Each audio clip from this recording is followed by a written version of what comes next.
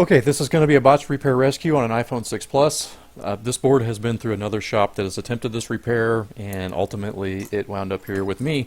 I've already peeled the sticker off the bottom of the board. I'm peeling the sticker off the top of the board. The reason why I decided to do a video on this one is because of what I'm finding on the bottom of the board. This one, I'd usually move my car keys, whatever. This one is a little bit unique. It's got something on the bottom of the board that absolutely, completely fucking horrifies me. It's like, oh shit.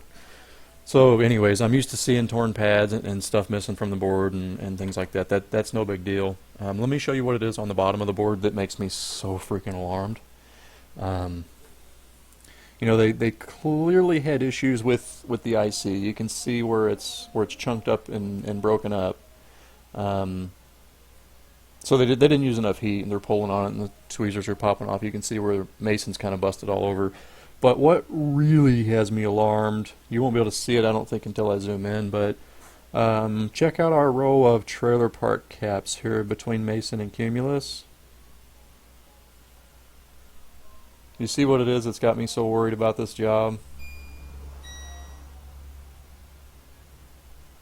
It's covered in solder balls. And there's two things that bothers me. Well, of course, mainly the possibility of creating a short here when I heat this. Those solder balls, they're gonna melt too. And I've got those solder balls all the way.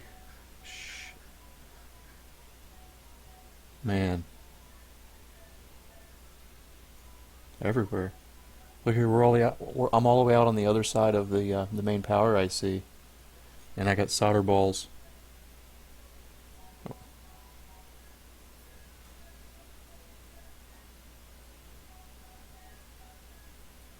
Okay. So anyway, it's a pain in my ass because I really need to ultrasonic clean this board before I do the job.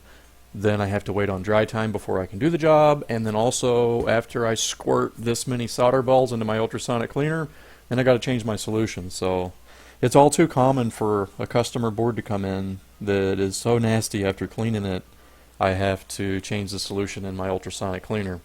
So a lot of times if something's really, really, really nasty, I will save it for the end of the day because this cheap cleaner takes forever to heat up, and I got too much to do. I have to ultrasonic clean this thing a little bit later. I can't do it right now. I will most likely cut back in and restart this video whenever I'm ready to do this job. But as it is right now, I'm going to try to get rid of all that solder laying all over the place. That will kill this board. Okay, here's that exact same phone directly after ultrasonic cleaning. I've never had to ultrasonic clean solder balls off the board before. Oh, and just ignore that coffee cup. I don't normally work with coffee on my desk. So, the ultrasonic cleaner did in fact get rid of all of the solder balls. Now I haven't dried this board yet. I see there's, out here at the very end, I see one or two here or there. But I'm a hell of a lot more comfortable with one or two here or there than I am clusters of these fucking things all over the board. So I didn't say why it is that I'm going to dry this before I dare touch it with a hot air gun. My reason for that is you get water, you get moisture in places that you can't get rid of really easy. So what I do is I actually raise the temperature of the board well beyond boiling point. I shoot for 250 degrees Fahrenheit, and I hold it there. And I hold it there for about 2 hours. And my reason for that is what I've heard people call this popcorn effect. And really what it is you know, you raise it up to 250 degrees above boiling point of isopropyl alcohol above water, and you basically boil all the liquid away, and you make sure that it's bone dry. But if you don't do a good job of that, what can happen is little tiny bits of moisture can get trapped inside the chips themselves. They can get trapped under the chips, like if you got some flux under the chip, you can get water trapped in there. And then if you start to heat this, you go well beyond boiling point, you get this explosive pop that comes from the water exploding into steam. It builds up pressure and it has to burst. So if you do that and you've got water under one of these chips, these things are made of like glass. You'll shatter them. bad shit will happen if you don't completely dry the board before you use hot air. So this one is off to the dryer, and I will be back whenever it's actually ready to do some real work. I may not touch this one again until early morning Monday. We'll see. I got a lot to do, and because of all the solder beads on the board, I did not test this one before starting my job. I try to test them before I start, test them when I'm finished. When I've seen that much conductive material squirted all over the board, there ain't no way in hell I'm hooking power to it. 78, 77, ow, ow, and it's still hot.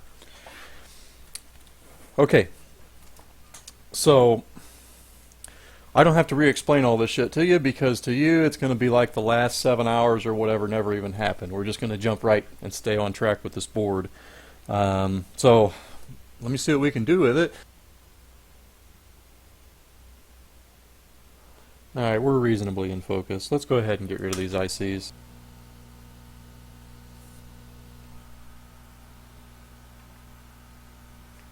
Okay, so we also have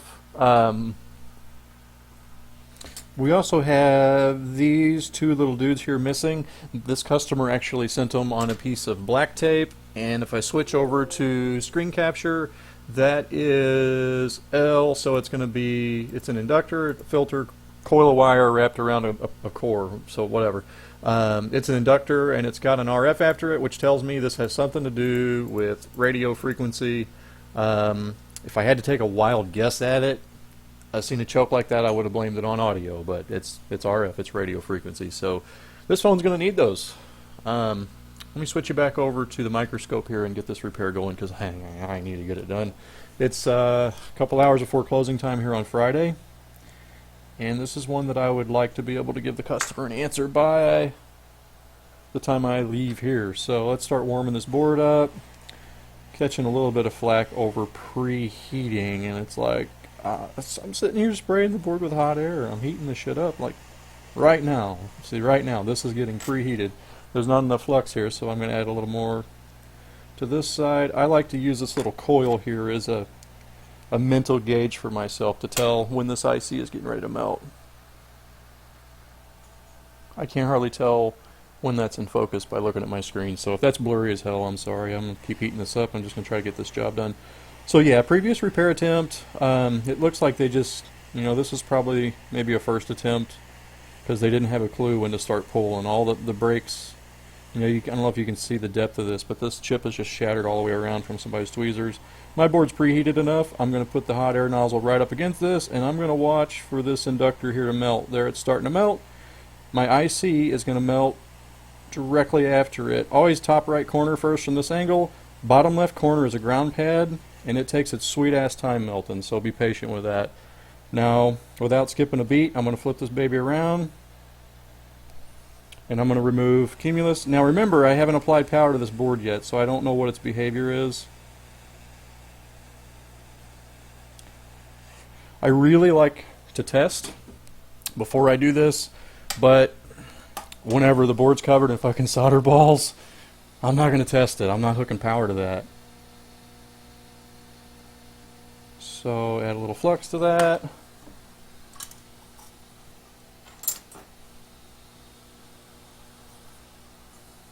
Waiting for Hacko to beep, and I'm going to put a little ball of solder on the tip of my iron here. Getting really hungry today. I'm ready to get out of here. It's been a long week. Alright, now I'm not going to touch the pads with anything other than the ball of solder on this iron. I'm just going to drag it right over the top of these. Since I'm doing a video, I'm going to royally fuck this up. Actually, it don't look that bad. Does not look that bad at all. This channel is going to be, I'm going to gradually upgrade this gear and try to gradually upgrade this to make better quality. So patience. There's been a few people bitching like they bought all my gear and I'm not using it right. It's like, are you fucking serious? But that's what you get when you're dealing with the general public, man. It really is. Flux that one. It just kills me to see that so blurry, but I can't seem to focus around it. I'll figure it out though. Not in this video. Alright, scrape the hell out of my iron. Try to get a nice clean tip. A fresh bead of 6337 on the end. I actually squirt a little puddle of solder flux out on Kapton tape, and I dip my tip in it.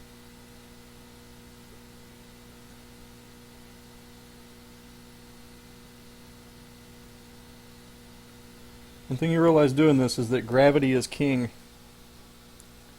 If you need to pick up a larger component, I'm going to have a look at my iron because it looks like I got a component on there. Nope, it's just a blob of crap.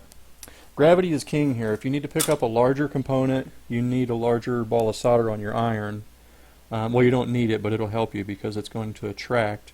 I'm going to go ahead and get at these at the top here where they tried to reattach. You can tell they tried to reattach these components. Well, I can. You probably can't.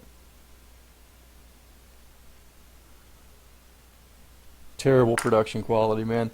The next thing I'm going to do is switch this camera over probably to HDMI because I'm going to be doing that anyways. That'll give me a little more quality to get rid of the compression of the USB. But the HDMI upgrade will also give me something that's going to work with my next. Seriously? See what I just did? I got the tip of my iron caught under that bracket. Anyway, the HDMI is also going to work with my next camera setup. Let's see if I can clean up that mess. Not bad. Not bad at all. Alright, clean this up. Some fresh alcohol here.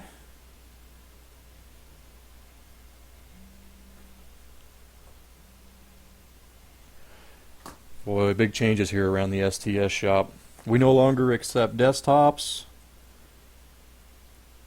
laptops. Now I still do a pretty good handful of like miscellaneous electronics from time to time, but I'm gradually running out of time to be able to deal with that. Something else that we've done here recently at our shop is that we no longer accept screen replacements. Now you talk about hard to swallow for some of these people.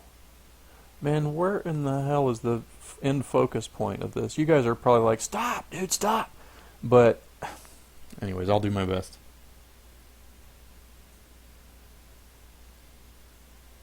I'm after a little piece of like wire or something that's here. I don't know what this is or why it's here. Alright, it's out of there. So, no more screen replacements. And that was a hard jump for me to take, but I'm glad I did. There's no way in hell I'd make time for screen replacements. And I really don't want to deal with hiring somebody. I'm not yet anyway. Maybe soon, maybe in the future. But I've taken that step a couple of times, and a couple of times I wound up apologizing to people and spending a bunch of time just cleaning up other people's fuck-ups. Well, that wasn't all that was to it. There's a lot more to it than that. But as far as just like jumping somebody in to do screen replacements, you know, after I've had deals where you order screens and order screens and order screens, and you just keep getting bad ones. And if that was one of your employees putting in the screens and you didn't know them really well, it's going to be really hard not to blame the employee. And my passion here really is with board repairs. Keep talking and forgetting I've got a camera rolling, so I apologize if I'm blurring your brains for the rest of the day. What I'm trying to do is just get a nice, clean, shiny surface across all of these pads. And as you can see, I zoom in there for you, it's looking pretty good. There's a couple of them that could probably be doctored up a little more, but what I found out, if you nitpick, you're going to have nothing but problems. You'll wind up tearing a pad, or you'll do all that nitpicking and cleaning just for one of your ICs to have an issue anyway. It's really common for Meson to have a defect. And that usually presents itself in the form of a line or lines on the screen, or just a line of touch that doesn't work.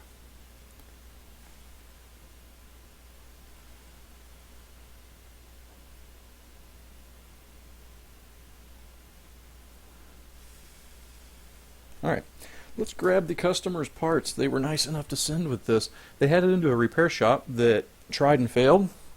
You know, they did good though. They stopped before it was too late. I mean, some of these people, they don't know when to stop.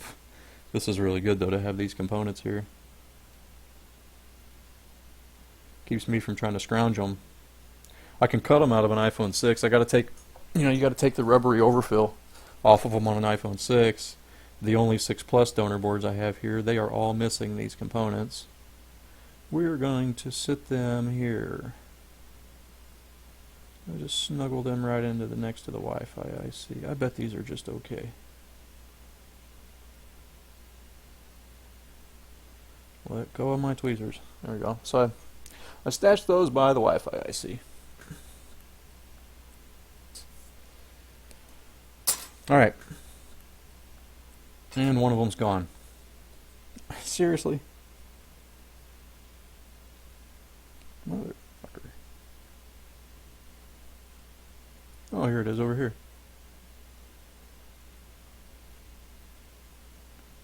I don't want them to wedge down in there next to the Wi-Fi IC because I need to be able to get these pretty quick. So I sat them right there. Got them side by side, waiting for me. Got one high one right there in the middle of Cumulus.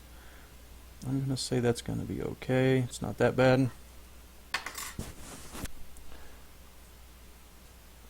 Alright, hot air heating. Let's get Cumulus on this board. Flux it.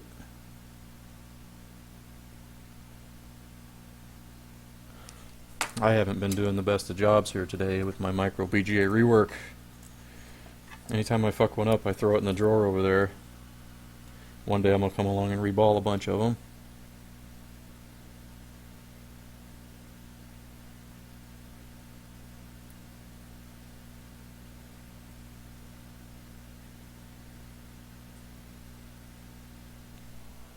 You can't see what I'm doing. What I've done, I've set the Broadcom, the Cumulus chip, on top of the main power IC. Spin it around to get the orientation right. This is where I set it. I do that to get the orientation right, and then I'm going to give her hell. So I've applied flux there. Before I thin my flux out too far, I always like to right in the middle of it to make sure every ball gets severely wet. So one thing about doing this, you got to keep your balls wet.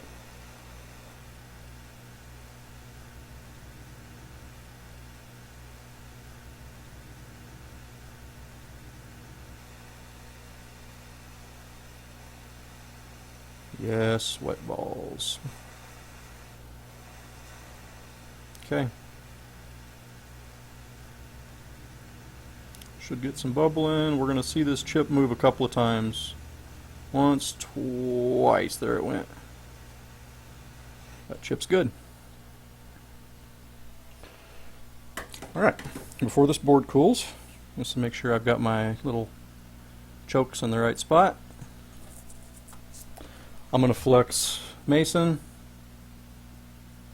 and those little pads for the RF filters.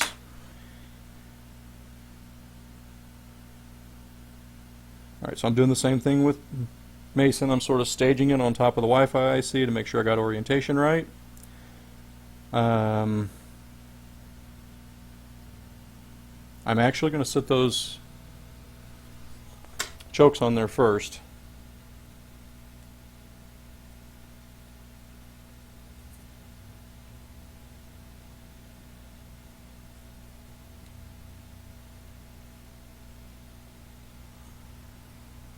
Busy. Alright, so I'm going to pull the board down here to a point where you can see my chokes. Well, you can't, but you can see what I'm working on. Let's see, this is going to be dumb just because I'm trying to do it on camera. Hey, at least I can do this shit with both eyes now. Oh my god. That's all the difference in the world. Alright. I've already let the board cool down way farther than I had planned on it. And my nerves are rattled because I'm doing it on camera.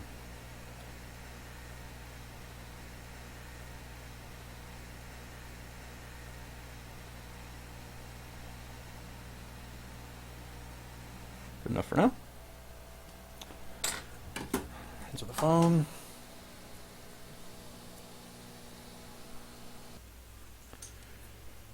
Oh, you know, whenever I first started charging a little bit more,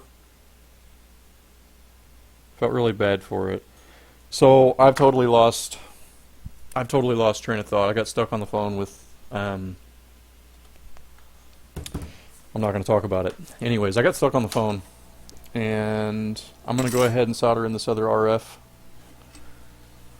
filter here.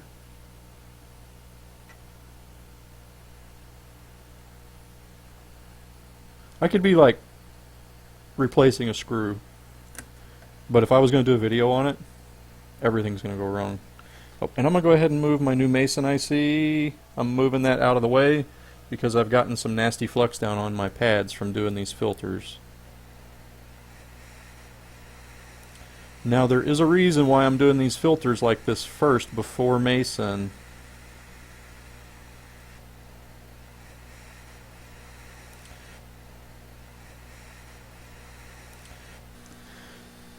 Now, I said I do that for a reason. My reason is sometimes after doing one of these IC jobs, you'll have like a secondary defect that occurs on the other side of the board, and it's a result of all the heating. And we're talking things that come loose on the other side of the board because of that rubbery coating changing shape while the solder is liquidous. And it will cause that stuff to pull loose. So you do a touch IC, say you just you replace Meson or replace both of them, then you got a proximity sensor issue to deal with. So you flip it over and you fix proximity sensor. Proximity sensor works fine, but now you got the fucking gray bars again.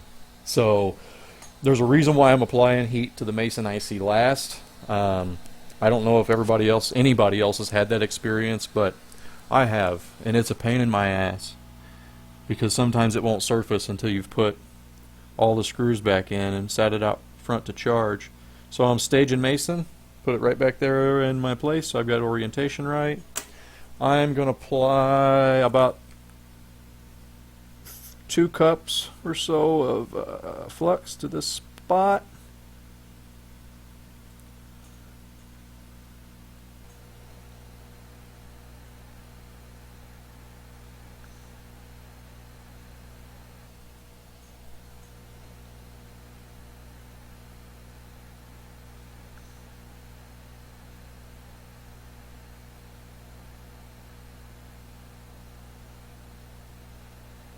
Now you don't have to get this exact, but you got to get it pretty damn close or it's going to pull to the wrong side. Alright, we're warming the board up slow. The board's still fairly warm.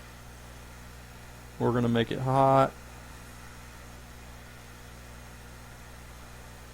Slowly.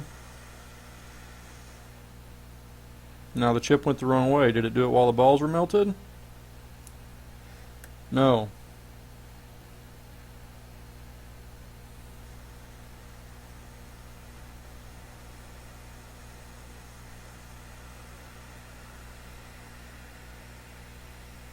You know this whole job's going to be total garbage since I'm doing this on camera. Alright, I see one side of it starting to settle. I'm going to stop. Add more flux. There we go. Alright. Back on, full on with the heat.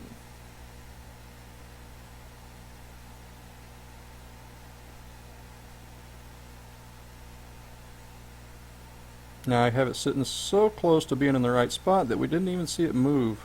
That baby's on there though. A little too hot. Not too hot. A little too hot.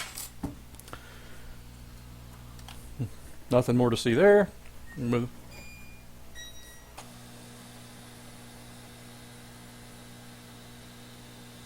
A lot of times after doing these, I will flip it straight over. And I'll push just a fuzz on the shield and wait, because the solder on these shields melts really low. And what you'll notice after doing ICs on the other side, you'll notice that this little strip along the top of the CPU shield here is liquidous. So sometimes I'll put a little pressure on that and wait for it to solidify. What good would a repair video do without a test run? Now remember, this is a phone that was full of solder balls. Where's my... Alright, slide this thing into a housing.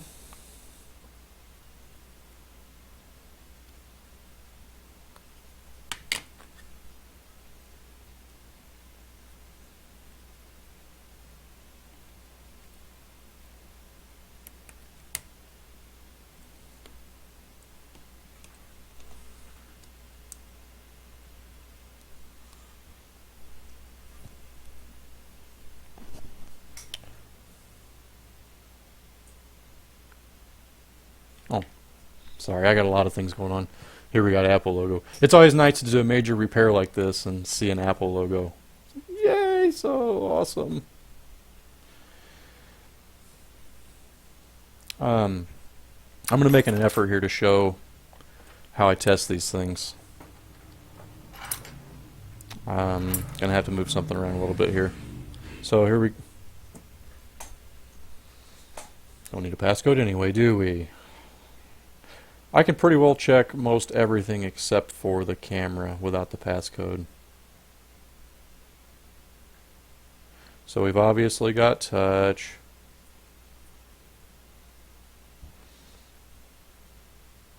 I can't show you my trick. Now, if a customer's not willing to give me a passcode, or I don't have a passcode, this guy probably will. I'll call him. Anyways, if they're not willing to give me a passcode, what I do is I put a SIM card in the phone that I know the phone number to. I call the phone. With that, I'm able to test all. I'm able to test top and bottom mic. I'm able to test ear speaker, speakerphone, proximity sensor, and I can still check ambient light sensor. But I'm not able to check the cameras, which is a pain in the ass, and there's a couple other things there too. But at any rate, this is a little bit of a botched repair rescue. I was hoping it would be a little more spectacular than this. Let me see if I have a passcode. Let me just check here.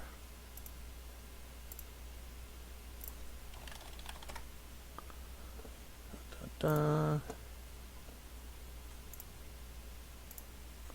Do I have a passcode for this guy?